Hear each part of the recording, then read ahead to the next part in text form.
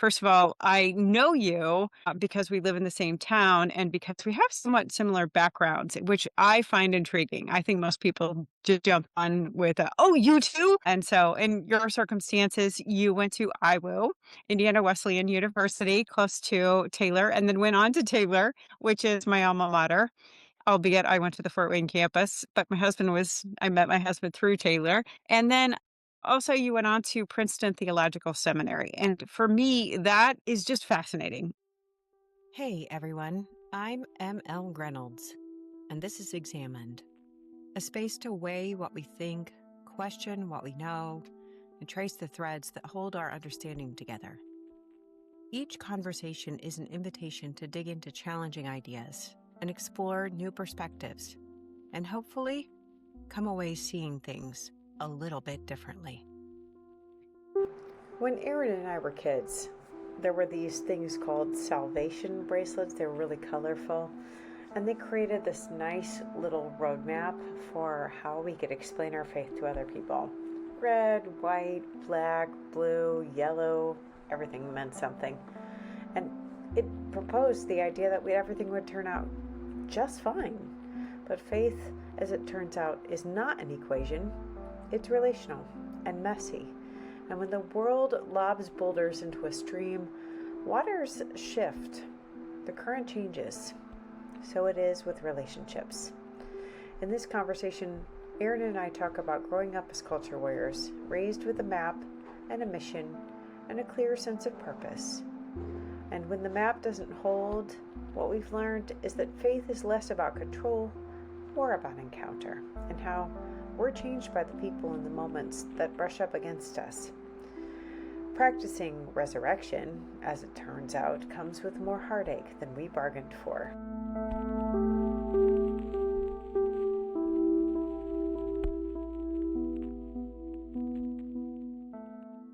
But it started with being homeschooled, and that's another thing that we share in common. And so I want to just go ahead and introduce you as Erin Morrison, friend, very interesting person, highly educated with such an amazing skill set that I can't wait to hear you unpack why you've gone down the different avenues you have and how that's really shaped you as a person. So, just start out, tell us about your younger years, starting with homeschooling. I mean, we're a niche group of people, in, Yeah, yeah, especially as adults now. So, for if you, sure. yeah, Well, thank you for that lovely framing. You make me sound more interesting than I sometimes feel that I am. So it's very, I'm very humbled by that framing.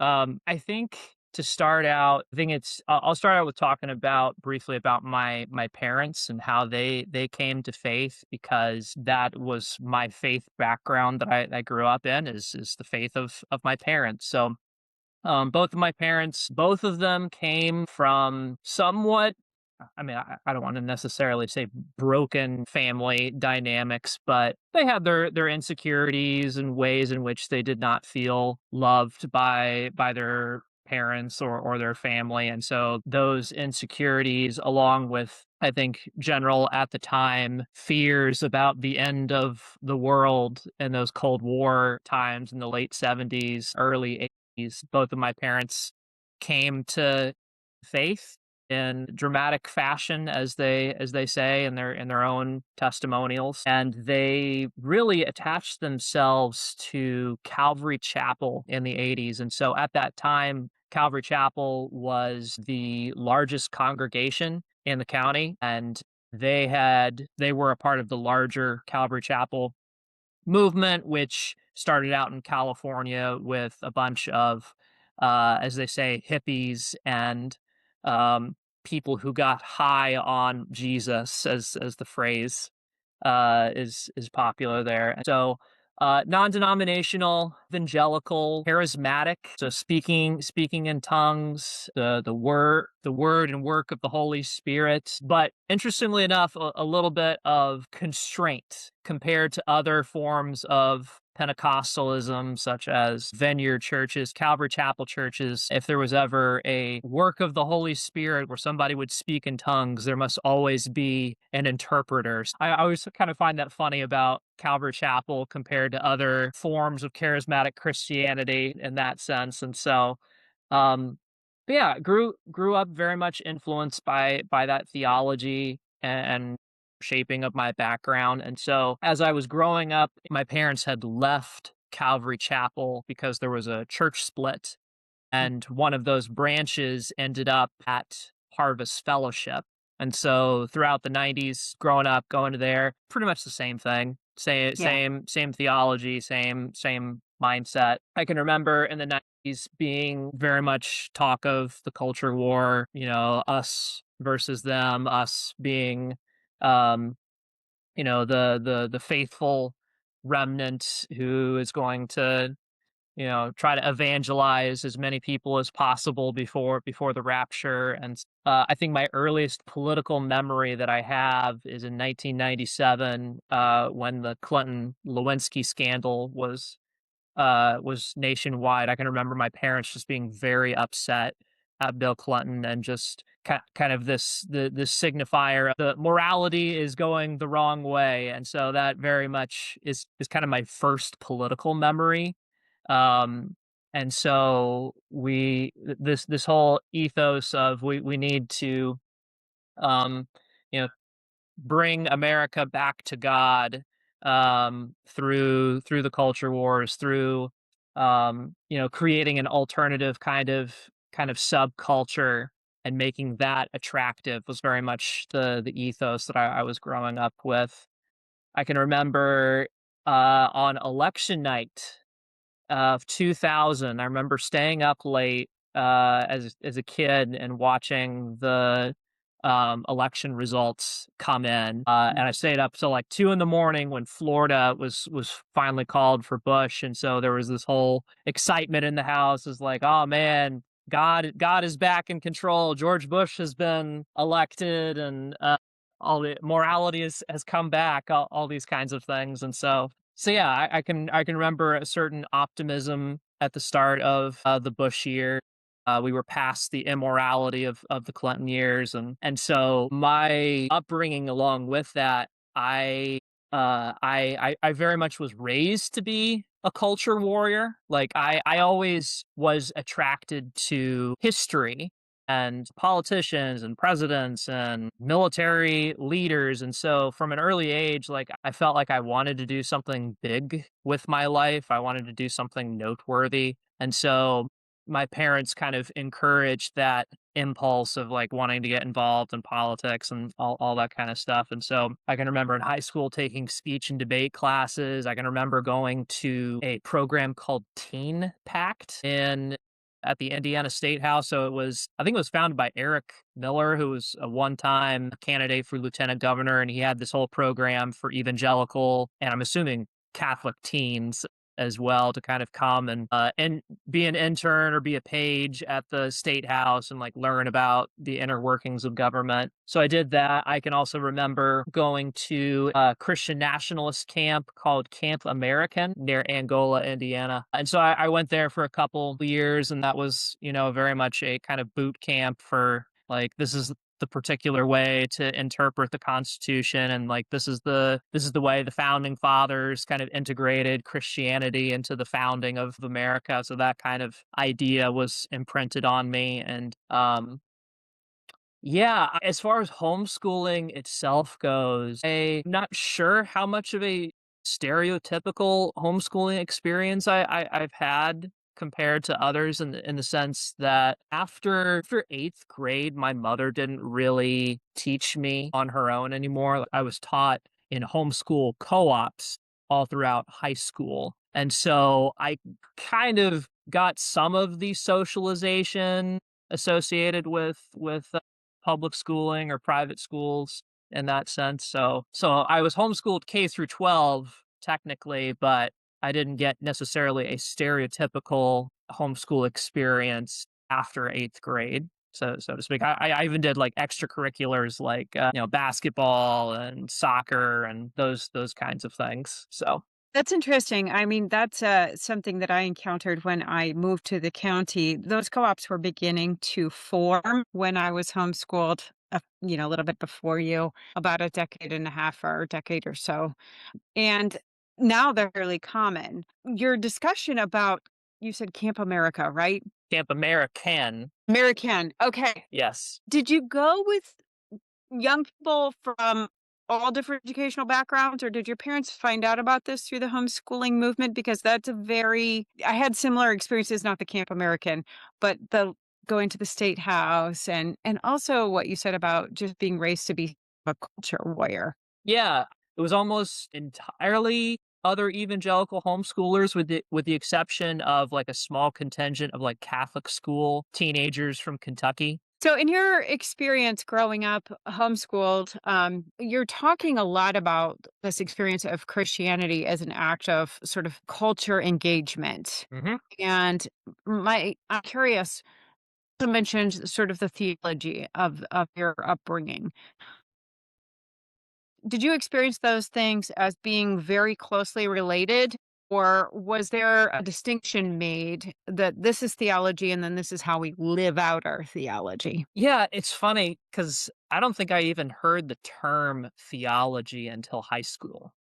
Like, that just Makes wasn't sense. that wasn't talked about as a concept. Like, I guess I knew about the Trinity from, like, hearing songs and hymns and worship, but it was more just simply like, "This is what the Bible says, we Hmm. believe it, and that's it." Like, I think there was a magnet on my parents' refrigerator that was just simply, "The Bible says it, God says it, I believe it, and that's it." And so, like, that was the thought in a nutshell there. And so I think you were asking about the connection between theology and homeschooling. Yeah, and how you experience the living out of the faith. So my parents were very much influenced by other homeschooling families of the church circles that they were moving in.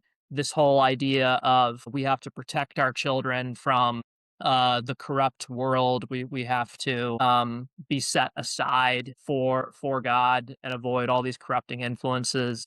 I think that was kind of the ethos where that theology influencing the decision to homeschool, essentially. So just very deeply suspicious about the quote unquote world, whatever that meant.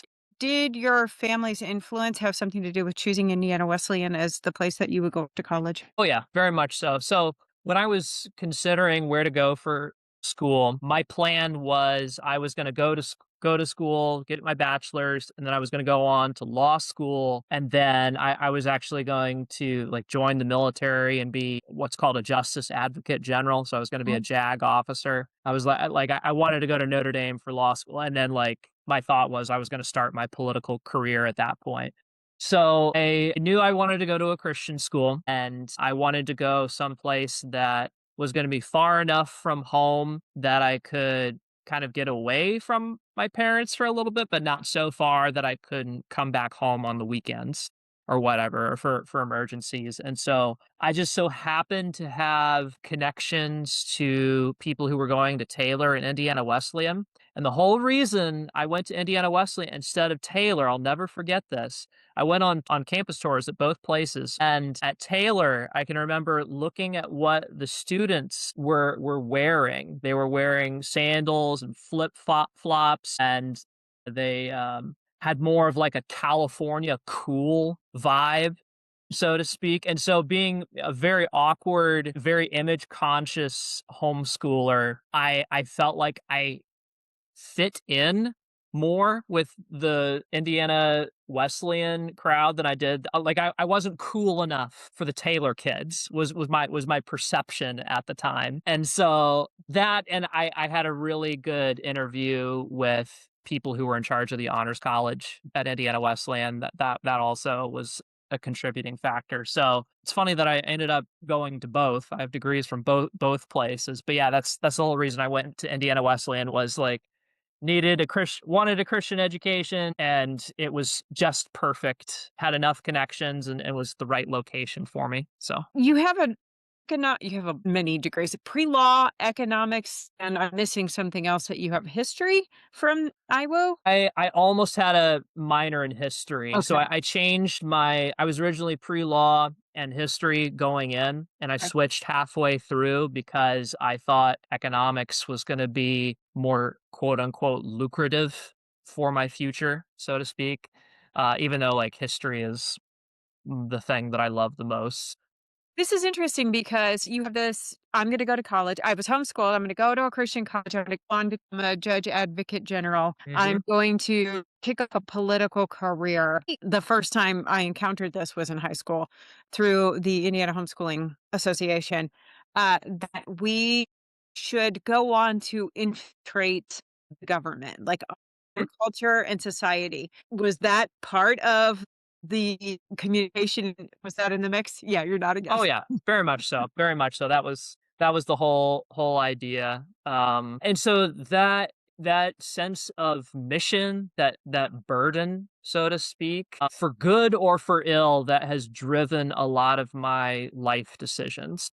I still carry that with me. Like, even though I don't identify as an evangelical, I will always be culturally evangelical in terms of my posturing towards the world, just because, like, that's in my bones. Like, I'm always on mission because that was the burden I was given from the beginning. It's so fascinating how that it just gets right underneath your skin and almost seeps right into your DNA. Oh yeah. You went on Taylor for higher ed, and then you went to Princeton. What led you in other directions? Why was it such a, squiggly line? Yeah, I would say it was this tension I was trying to figure out between my sense of calling and what am I going to do to pay the bills?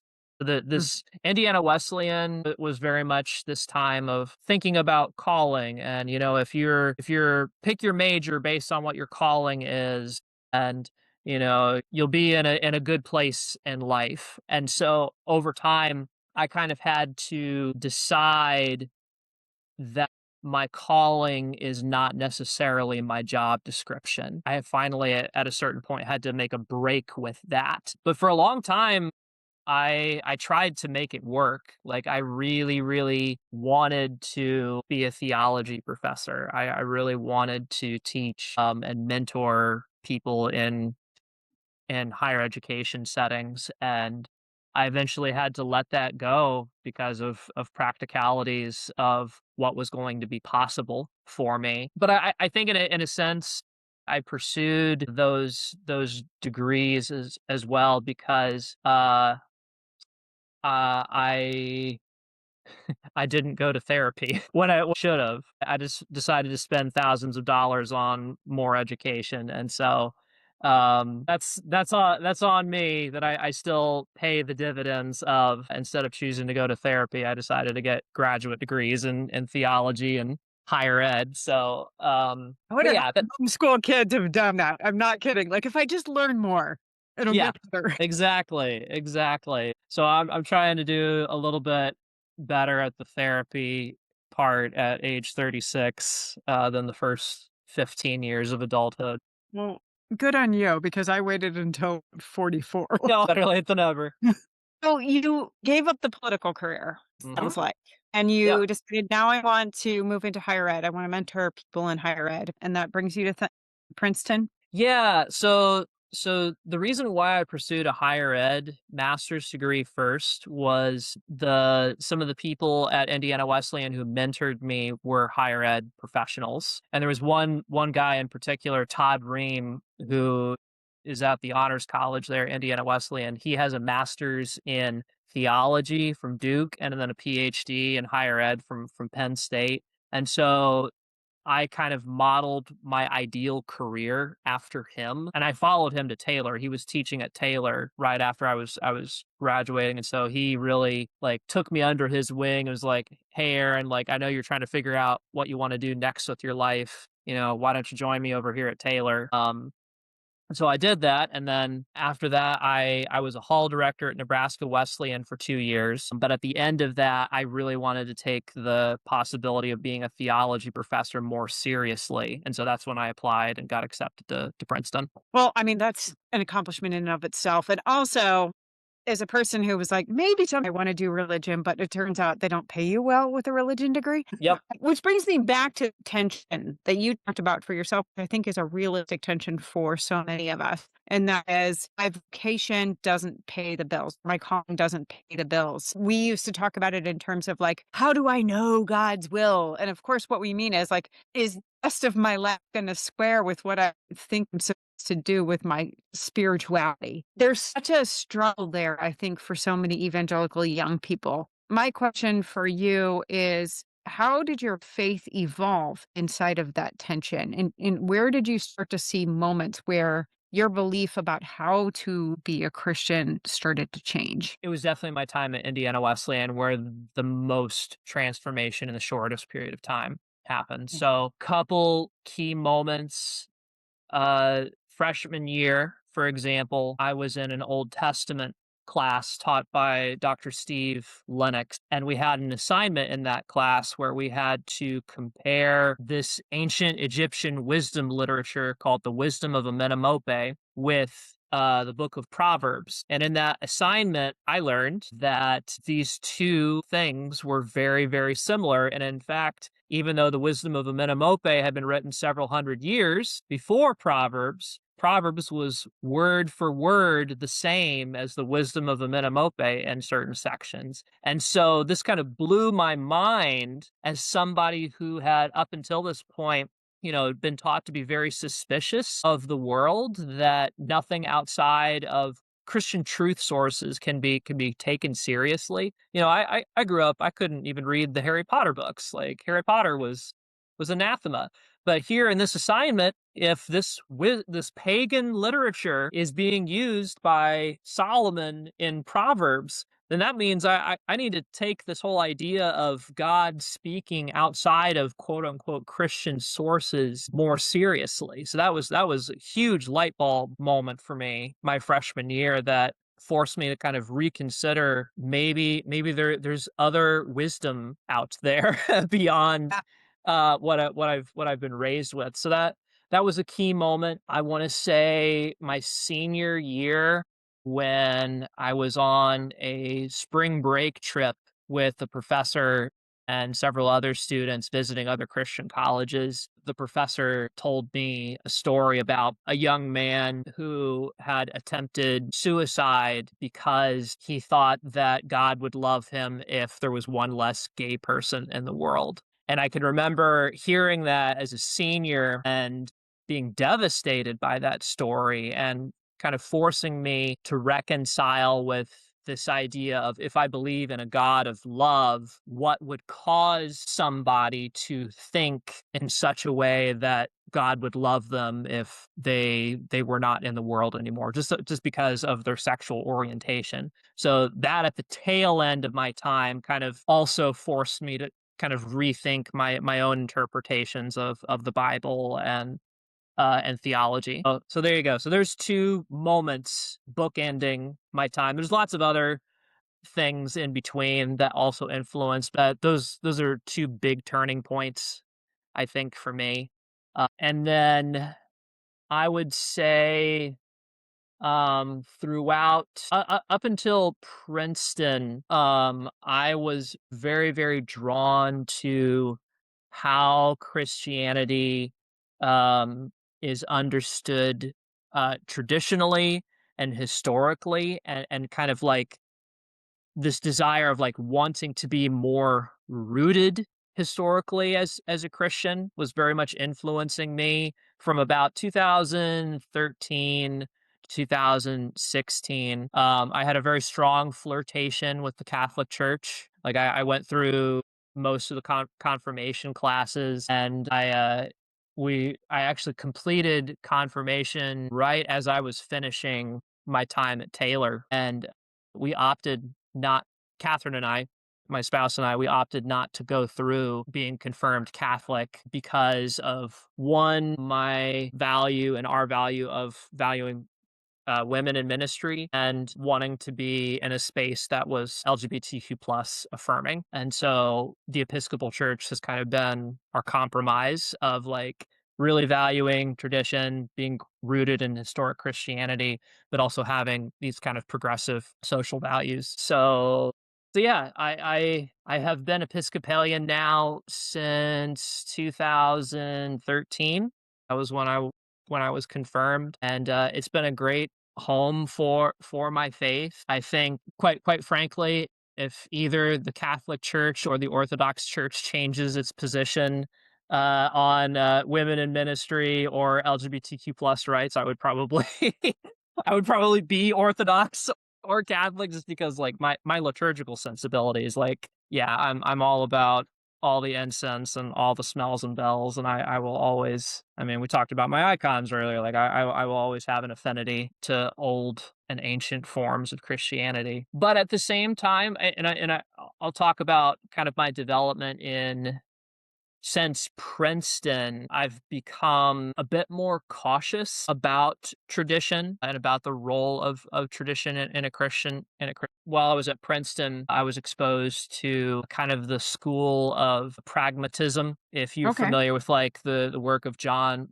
Dewey, the great educator. Yeah, John Dewey and Cornel West. I was a big Stanley Hauerwas fan Okay.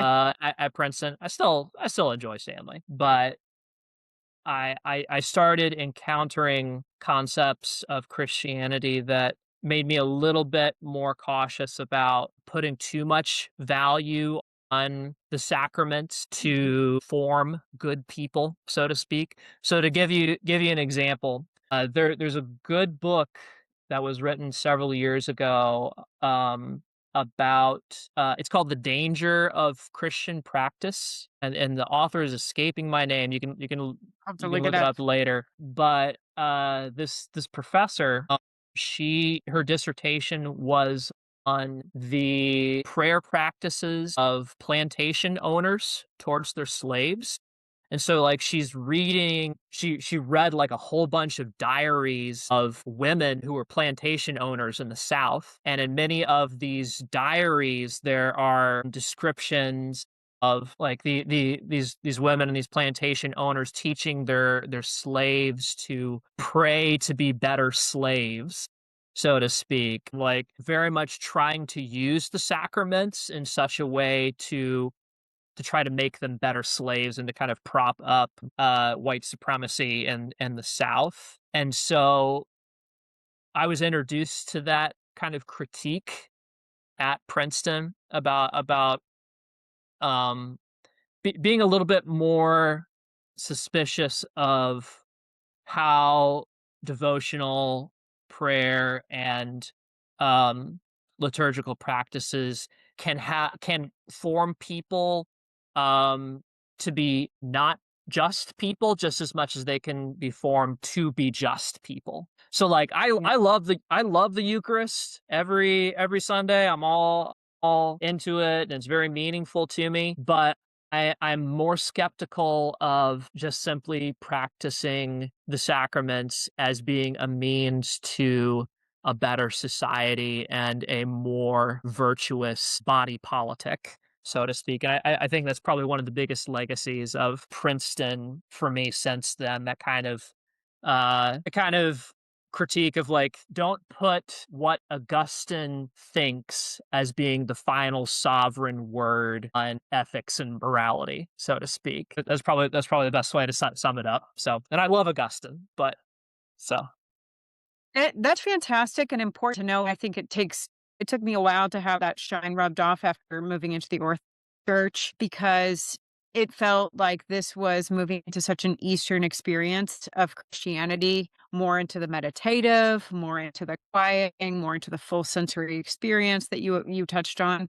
The problem that I struggle with in my heart, and there are people who would want to take back the sacrament of confession and say you just need to keep working on your repentance and your confession, is right, that sometimes it's used to silence people. right, Yeah, you should be quiet instead of speaking up. It's lovely to be a meditative person. It is lovely to center yourself around inner peace, inner stillness. But there are times when one's voice needs to come to the table. And Mhm. we can use all of those different little pieces of tradition to kind of hold a person into a place we think they need to fit. Yes. And it happens with women. It happens with LGBTQ people.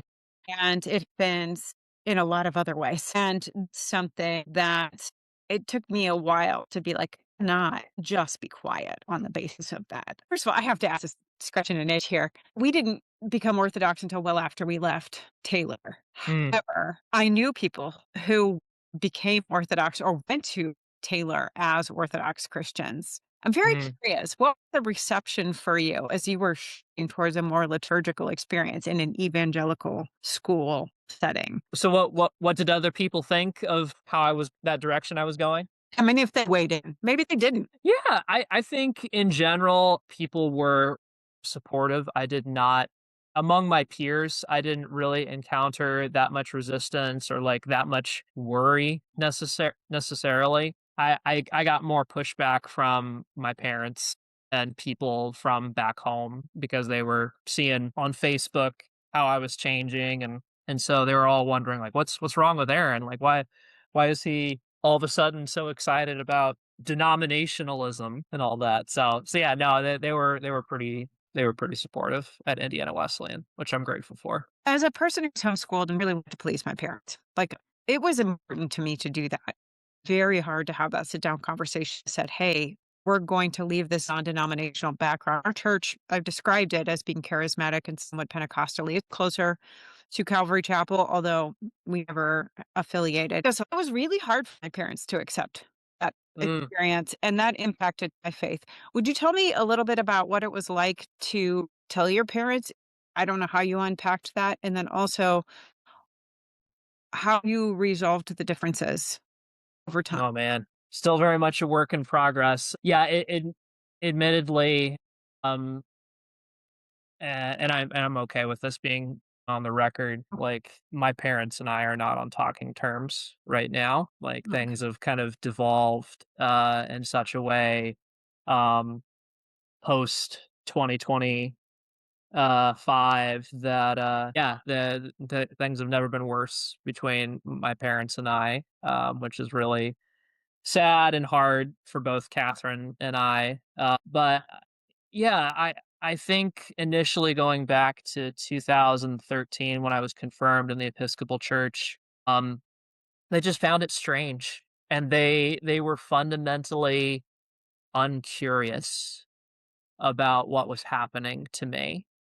They just assumed that Aaron's professors had corrupted him, ironically, at a evangelical Christian college of all things, and they've always been fundamentally uncurious about why I have changed, even though I have attempted for years to try to help them understand. And I mentioned about my reticence to go to therapy being a problem. In some ways, it can be said almost every theology related, politics related thing I've posted on social media has been in the hopes that my parents would see it and interact with it and maybe understand why their son has changed. And so, um, I have an unhealthy relationship with social media because of because of that, because I'm still somewhere inside a little boy who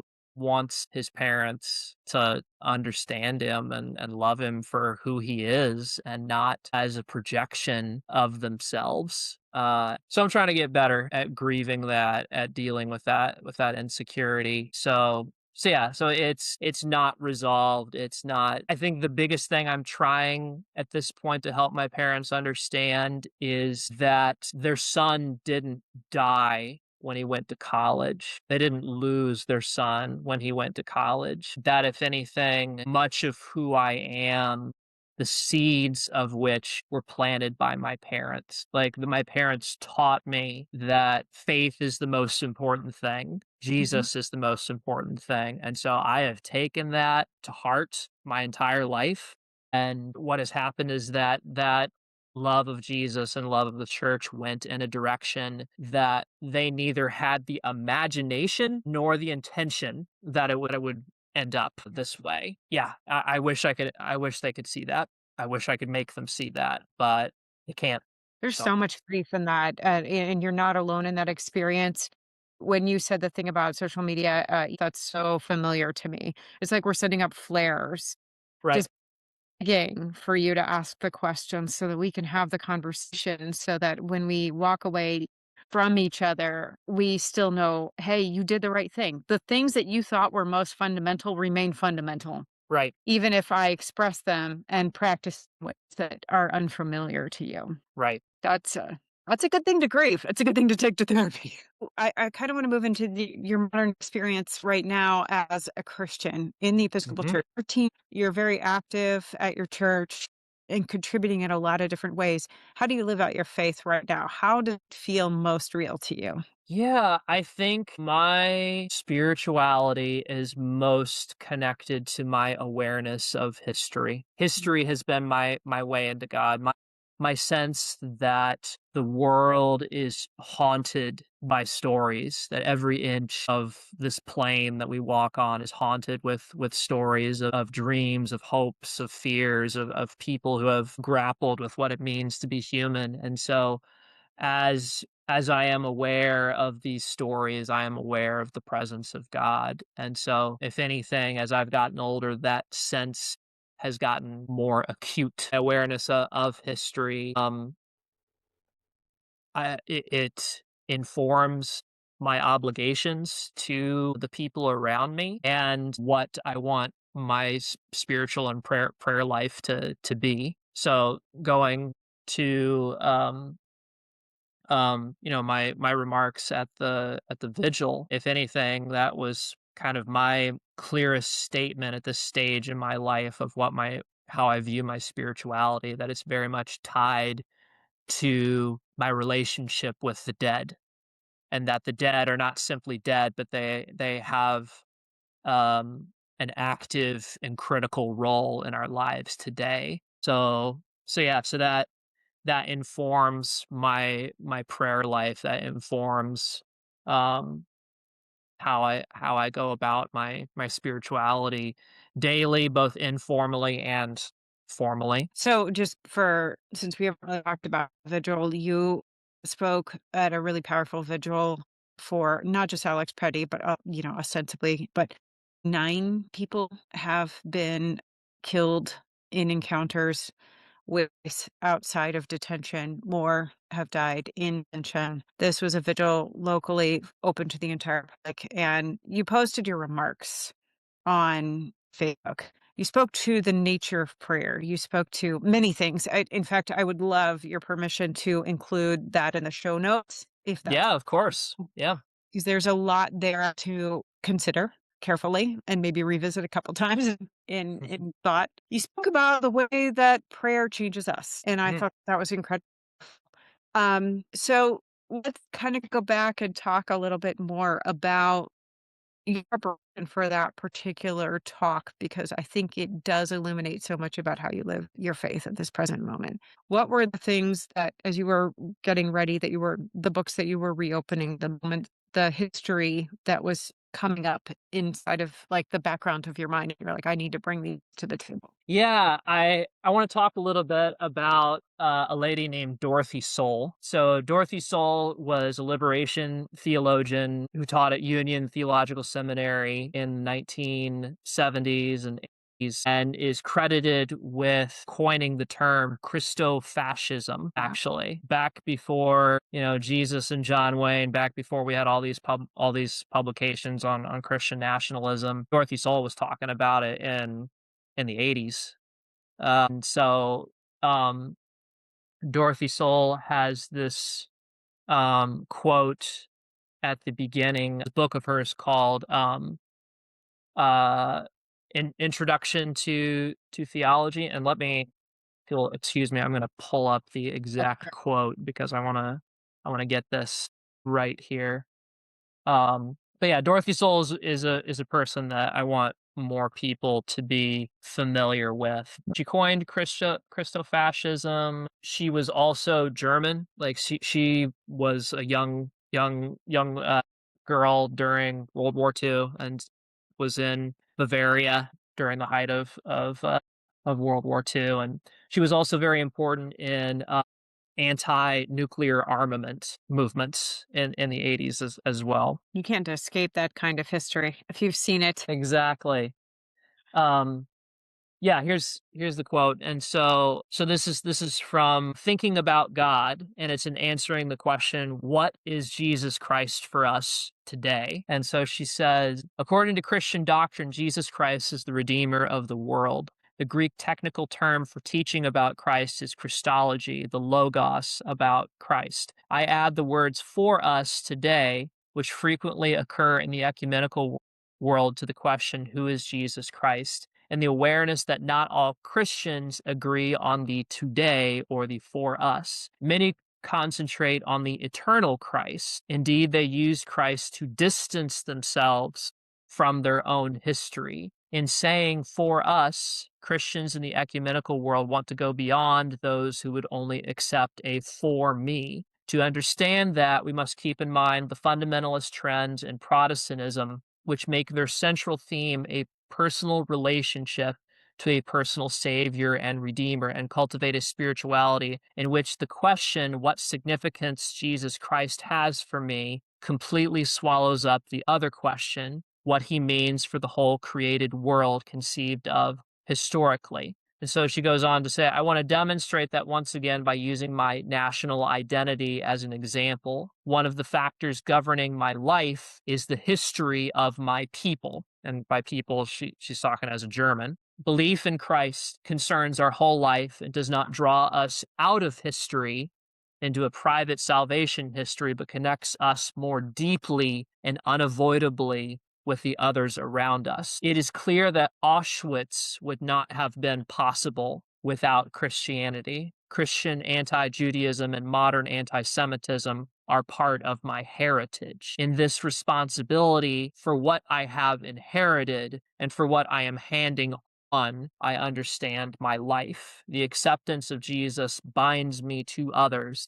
and the for me becomes for us, so to speak. And so Dorothy's very much drawing on her own cultural identity and the failures that are kind of baked within that to help her understand what her obligations are, and what she should be doing with her life and with her spirituality. So the Dorothy Soul was definitely on my mind as I was writing, just the general thrust of like talking about what do the dead um have to say about our political obligations. And so that was very much on my mind. Also, with that, if we're drawing our inspiration from the dead for how we ought to live, how do we enact that in a way that's meaningful? So prayer becomes then like the tool, the catalyst, the fertilizer, if you will, for focusing our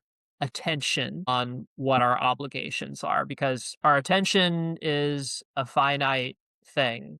And as human beings, we are dragged all over the place in 2026 with our attention just by the consequence of capitalism. Quite frankly, it's all the more fragmented. So prayer is, as W.H. Auden says, is about attention fundamentally. And Auden's not the only person who says that. Simone Weil says a Mhm. lot about attention. Thomas Merton Absolutely. also says similar things. And then of course Kierkegaard. So those four people.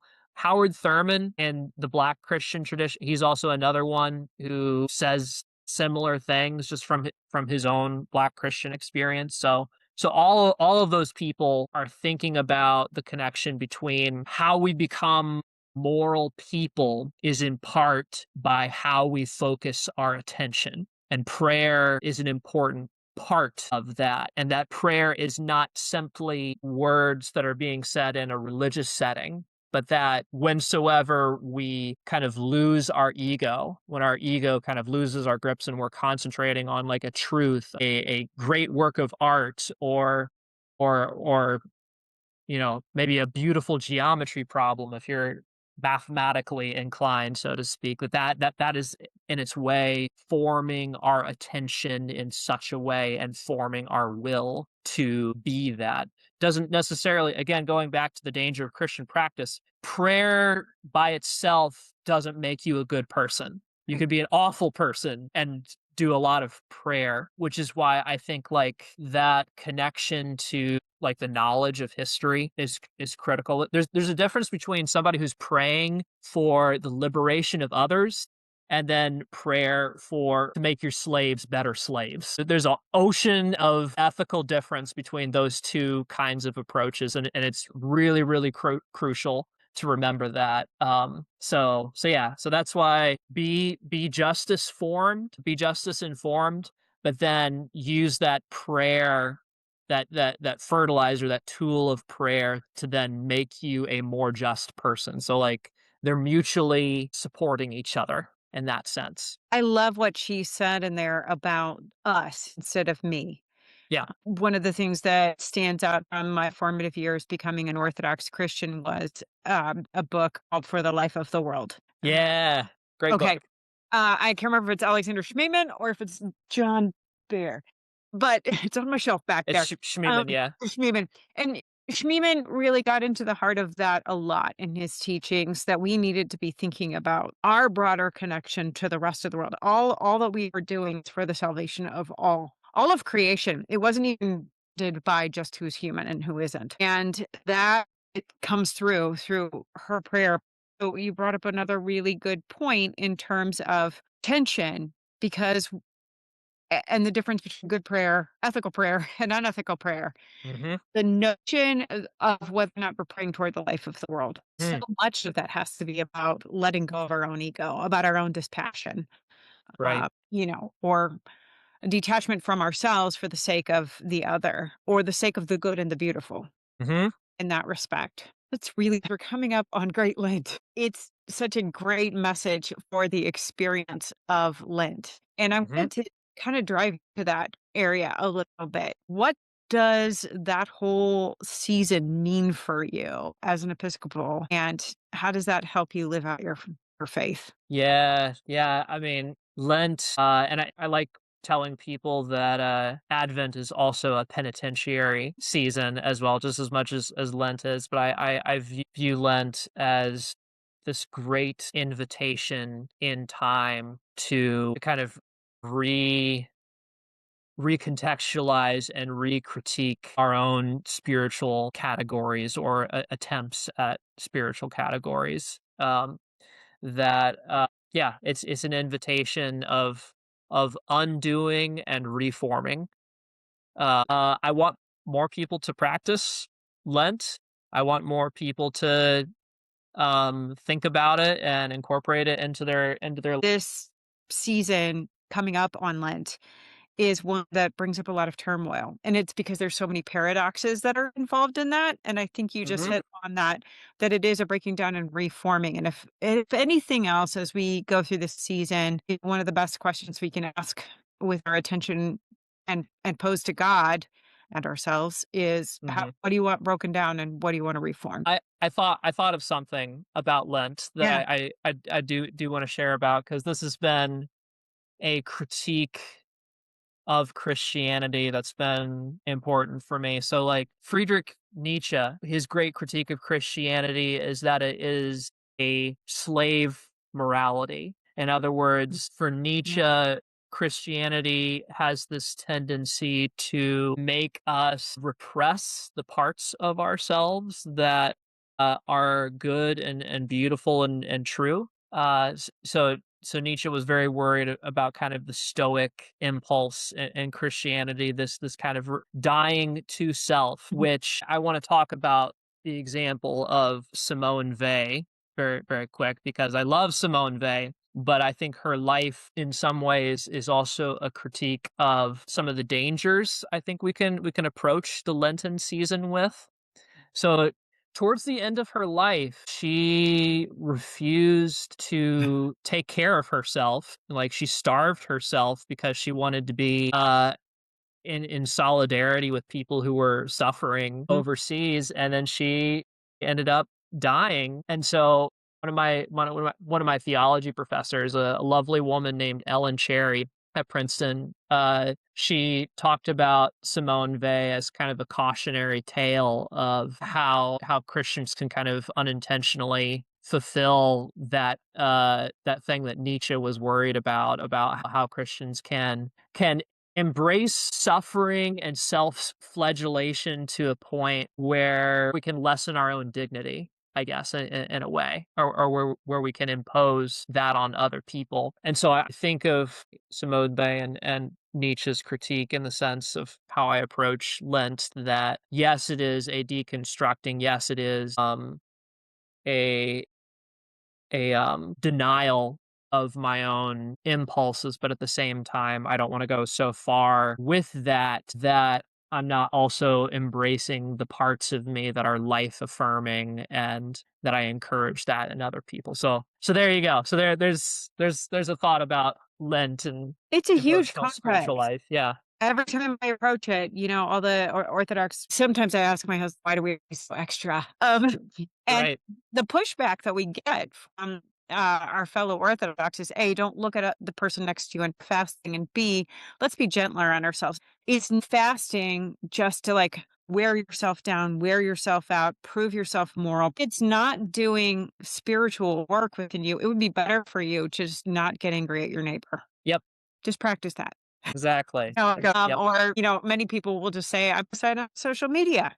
Mhm. That's what I can do. And Right. there's a lot of good that comes from that. So I think you really contextualize that extraordinarily well. Well, thank you. I want to move into the question of resurrection at this point. Mm. Yes. One of my favorite poems is by our beloved Midwesterner, Wendell Berry, where at the end of it, he talks about practicing resurrection. What Mhm. does the penultimate feast of the Christian church, Easter, mean to you?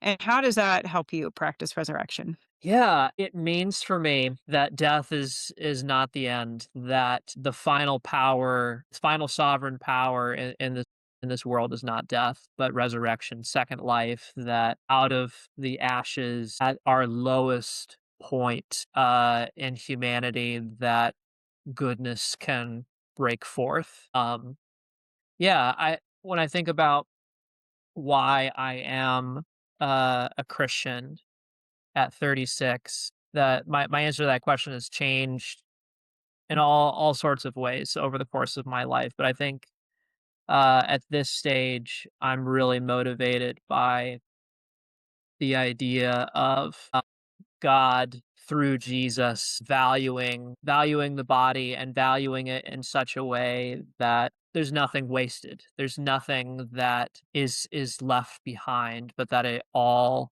matters. Like resurrection is just such a fundamental affirmation of life and of the created order, that in our times in history when we feel as if things can't get any worse, that somehow life finds a way, I guess, to be cliche and use a Jurassic Park quote. I It's a Leonardo Boff quote.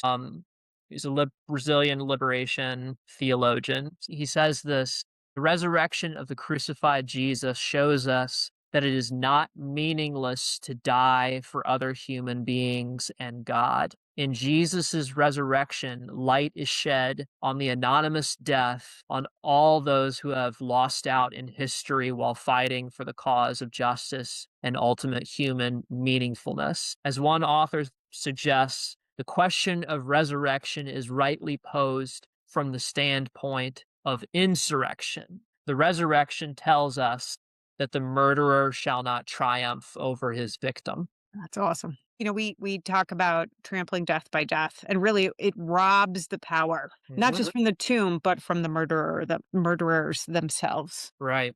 That's phenomenal. So, Yeah.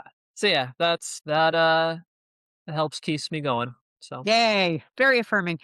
This has been quite a conversation. I've really enjoyed just watching the arc of it go as I listened, watch, listen, whatever, all the senses. Thank you very much for the gift of your time and for what you shared. Is there anything else that you want to tack on because it stands out to you as relevant to the conversation? Yeah, I want to talk about something else related to history, just as something that has been deeply encouraging to me. So there's this passage in Paradise Lost, the great work by John Milton, Yeah. where at the end of Paradise Lost, Adam is asking the angel about the meaning of history. And Adam is kind of depressed at first that Jesus's arrival in time didn't change things, that humans remained awful, and that we have these cycles in history where human beings continue to be awful. And I mean, we're in a situation now where things feel very awful, but in that passage, the angel reveals to Adam the totality of the meaning of history, and it's too much for Adam to understand, to kind of take in. He's just kind of overwhelmed by it.